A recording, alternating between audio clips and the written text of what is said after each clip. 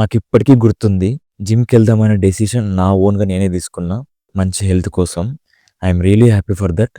But first day జిమ్‌కెళ్ళినప్పుడు ఆ happiness అంతా చచ్చిపోయింది. ఎందుకో చెప్పనా?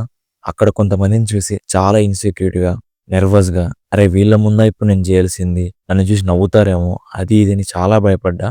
అవసరమా మనకి ఇవన్నీ అనిపించింది. వాళ్ళేమో ఫుల్ అడ్వాన్స్‌డ్ ఉన్నారు. మనకేమో మినిమమ్ బేసిక్స్ తెలీదు.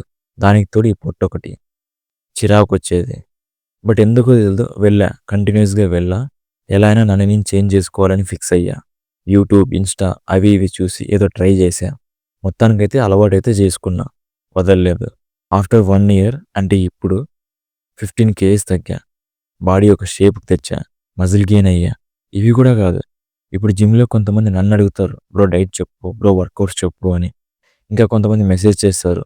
సూపర్ బాగా అచీవ్ చేసావని. అసలు ఆ హ్యాపీనెస్ ఎలా ఉంటదో తెలుసా? వేరే లెవెల్.